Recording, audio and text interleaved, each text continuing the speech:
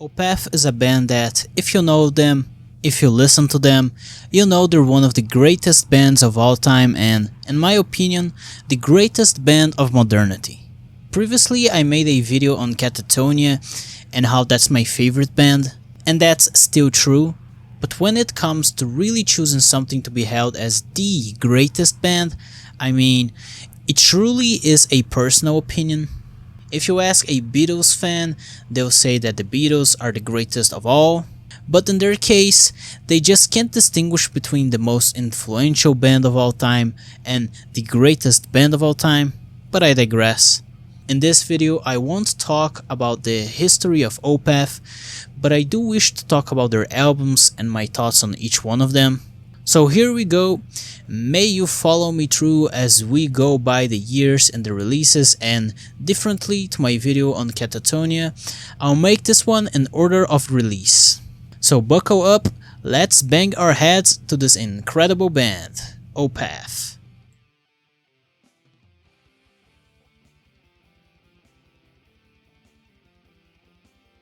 So I'm not an Opeth historian, but my understanding from Opeth's history is that early on there were these three guys that wanted to make a band. Basically, one of them later brought along a guy called Mikael Åkerfeldt, but apparently the other two guys despised him and they decided to leave the band so they wouldn't have to play with poor Mikael. After that, the guy who brought him along just decided to leave as well. So there was Mikael with the band to himself. So he brought along three other guys to play, and on January 5th, 1995, they released their first album, Orchid. I am probably wrong about how this went, but as I always say with my channel's content, I suggest you look it up yourself and read about the history of the band.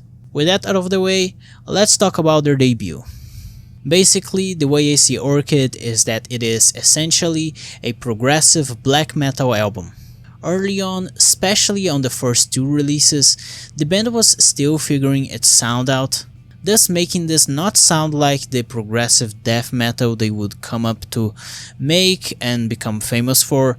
That being the reason why these first two albums are quite different, the band was still figuring things out. As always, look at this artwork. It's simple, it's just an orchid, but I love it. It looks really good. Talking about the songs, there are some unique things you can find here, such as with Silhouette, which has just a creepy piano in it, and I like that a lot. There's many crazy acoustic passages all throughout the album, as it naturally occurs with Opeth's music, such as with the beginning of Apostle and Triumph, before the evil guitars kick in, and the first song of the album sounds like three different songs stitched together in a manner which I enjoy as well. This debut is great and I like it a lot. Even the bonus track, Into the Frost of Winter, is incredible for you to listen to. I imagine it to be a demo the band had recorded, and if you listen to it, you understand what I mean when I say that these first two albums are black metal albums. The sophomore was titled Morning Rise, and look at this artwork, I just love it. It looks creepy and represents the music present in the album really well. How can someone not like this art? About this release, let me just clear the waters here. It is my favorite album from the band's entire discography. That's right. Ever since I listened to this album for the first time, I knew it was set to be my favorite. Morning Rise has only 5 songs, all very long, and it contains the band's longest song, Black Rose Immortal, 20 minutes of length, which is also my favorite song from theirs. This album still has that progressive black metal sound, but it is much more closer to the death metal the band would start making in the next release. The atmosphere here is what I love. It is just on point. Listening to this album feels like I'm opening some forgotten tombs and letting evil spirits loose out into the world, as if I were in this place depicted in the artwork, a haunted bridge with ghosts around every corner. It's just a great atmosphere. I like it a lot. This one also has a bonus demo song, Eternal Soul Torture. What an interesting title for a song. So there you go, my favorite Opeth album.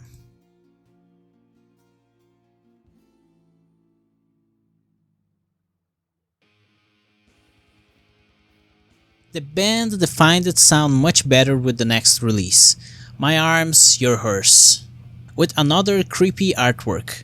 This is truly the first real progressive death metal album this band made.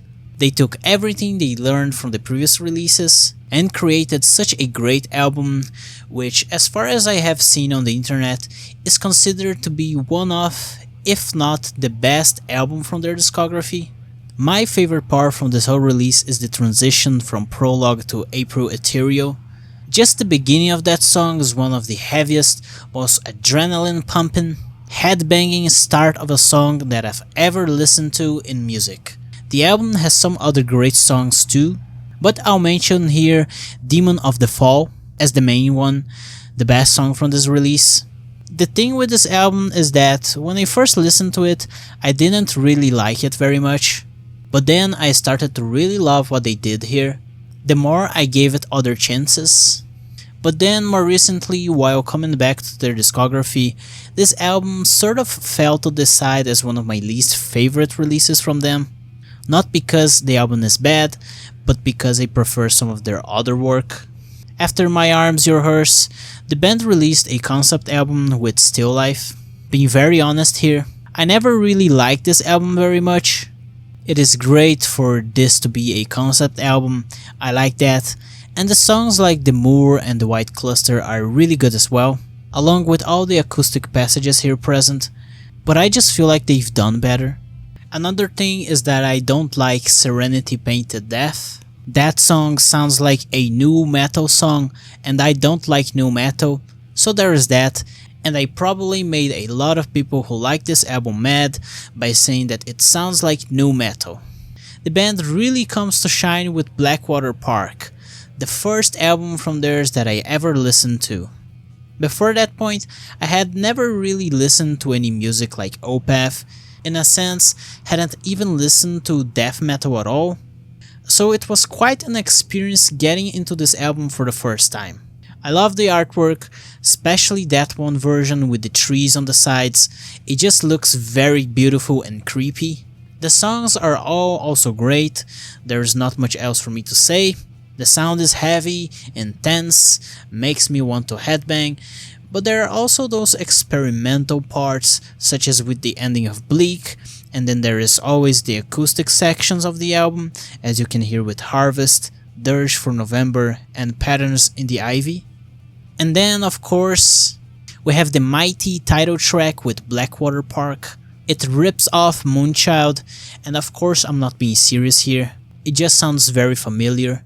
But that's great. Seventh Son is my second favorite Iron Maiden album, so to have that little taste here works really well. Still talking about the title track, I like how weird and experimental it is.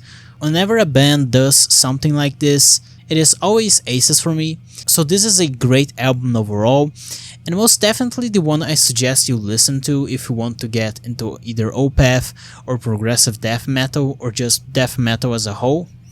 Someday I'll still make a video on what's the best progressive death metal album of all time. Currently I have only The Sound of Perseverance and Blackwater Park to make this standoff, so I want to listen to other bands like Cynic before doing that video. Deliverance is the band's heaviest album by far, so I said that the band settled with the progressive death metal sound after the sophomore. But in this case, and as we will see with Watershed, they also went a more technical death metal direction as well. This album is so heavy, man, it's crazy. I like this release a lot. I like the creepy artwork as well. The songs here that I would say stand out are Deliverance, Master's Apprentices, and By the Pain I See in Others. Great album from beginning to end. And to make things even better, you could consider it a double album, along with the next release, Damnation. Basically, while Deliverance delivered the band's heaviest material, Damnation gave us the band's acoustic and soft side. And do I really need to explain why this band is so great? The songs here are all a soft, acoustic rock, very relaxing, and if you want to get someone who doesn't like metal at all to like Opeth, this is the album you need to show that person. For example, my father prefers much more of a soft rock sound, So when I showed this album to him, he absolutely loved it. Look at how great that is. Before talking about the next album, let me just say I love the artwork, once more. Both these albums' artworks have some sort of creepy doll around, and I like that. As I said many times before, atmosphere and creepiness are just so important to me, and this band delivers on those two categories really well. Now, the artwork for Ghost Reveries may just be the best one from the band's entire discography. Just look at these candles. Look at that window in the back, with this mysterious figure in front of it. There is a YouTube channel called Notes Reveals that said something which I agree.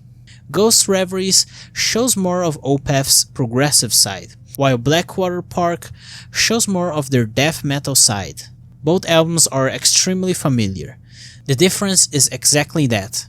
They go much deeper into that progressive sound with this one. I personally love Ghost of Perdition. It sounds like 4 different songs stitched together. But that's the magic of Opeth, right? The rest of the album is great as well, such as with Hours of Wealth, The Great Conjuration, and Isolation Years. But personally, this has never been a favorite album of mine. There are just other works which I prefer more. And that brings us to Watershed. I used to not like this album at all, but since the band released The Last Will and Testament, my opinion on this album changed completely. Watershed has such a similar sound to that of Testament, and not only that, but these two releases have the same Victorian era aesthetic. Because of that, I found myself coming back to this specific release a lot to enjoy its sound. As I mentioned previously, along with Deliverance, this is the other album of theirs which delves into that technical death metal sound. The music here can be so aggressive and heavy at certain moments, it's crazy. But there's also relaxing and calming moments, such as with Coil. It is just an acoustic soft song, and it starts the album on a really good note. Heir Apparent is such a heavy and evil song. If you listen to this one, you'll see the contrast with the calmness of Coil, and will understand what I mean by calling this a technical death metal album.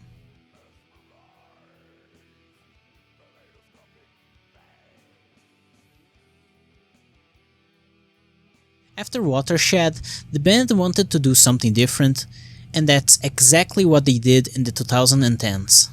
Opeth went fully on a 70s progressive rock direction, and I'll just be clear from the start, that was the best thing they ever did. I much more prefer the sound of the overall music here than the rest of their discography up to this point. What can I say? I like 70s prog. I grew up on Pink Floyd. I love King Crimson. Yes, Nectar and Camel. So naturally, I like albums such as Heritage a lot as well. It starts with a calm piano-only song as the title track, before moving to a full prog song with The Devil's Orchard. And I love the sound. I Feel the Dark, Slither, and many others here are just great.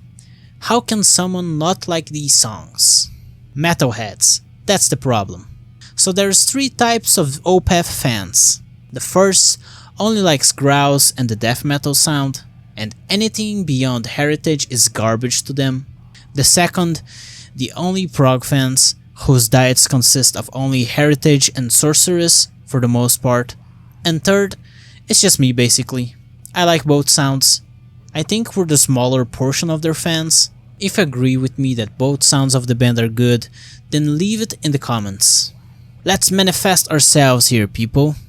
So just as I mentioned, growls are completely missing starting with this album. No more harsh vocals, only clean vocals. Which also is not a problem to me at all, as much as I do like them too. Before moving on, I would like to talk about this beautiful artwork full of Easter eggs. Look at this art, I love it. The next album would be Pale Communion, and I think this is pretty much the best from their prog albums. Heritage had more shorter songs, but this has more of those longer ones. Eternal Rains is such a good song, and we have other good ones as well in Moon Above, Sun Below, Elysian Woes, Voice of Treason, and Faith in Others. I like the instruments in this album a lot, and as far as it goes in the overall instrument sound and mixing department, This is the best the band has ever done. Sorceress is the next album, and again, look at this beautiful piece of art. So good. Sorceress is different to the other prog albums because it somehow has a sound much more kin to that of classic heavy metal, so while Heritage and Pale Communion are straight up progressive rock albums, Sorceress is more of an 80s heavy metal album, as in the same classic sound Dio and Iron Maiden had played in the past. I like that, it makes this album quite unique. And again, it has great songs such as the title track, The Wildflowers, Will o' the Wisp, Strange Brew, and Era. It's such a good album, it's criminal for someone to call this album bad in any manner. But you want to know what really is criminal? Their next release, In Cauda Venenum. Yes, I know. Here am I saying that they're the best band of modernity when the band just comes up and releases In Cauda Venenum. This is the only album from Opeth I don't like at all. And the worst is that I just don't know why that's the case. I can't really put my finger in it. The best thing about this album is the artwork. And it is not that great either. Now, I listened to the original Swedish version because that's how they first intended to release it, but I don't think the problem here is the language at all. The first 3 songs, and pardon my Swedish, Livet Stridgard, Svekets Prins, and Hijirtit Vet vad handen gur, are the best this album has to offer. The rest of it just somehow sounds uninspired, and dare I say a word I hate a lot, it sounds boring. So those are my thoughts on In Cauda Venenum. The only album from the band I don't like and wouldn't recommend you listen to at all.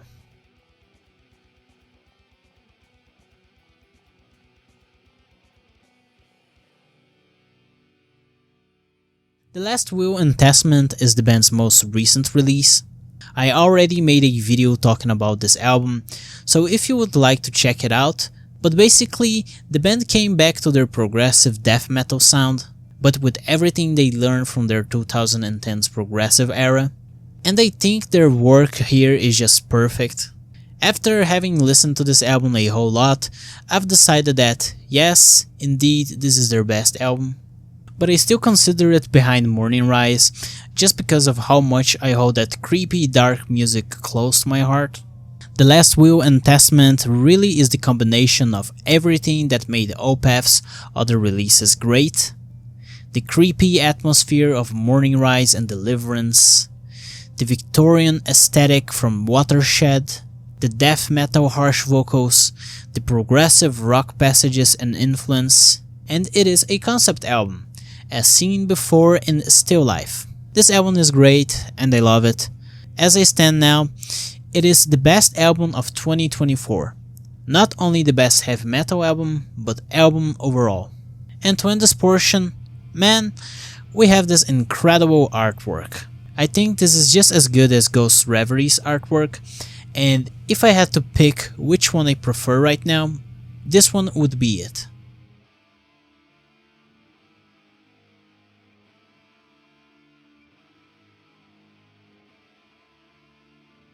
So tell me in the comment section your thoughts on Opeth and how wrong or right you think I am.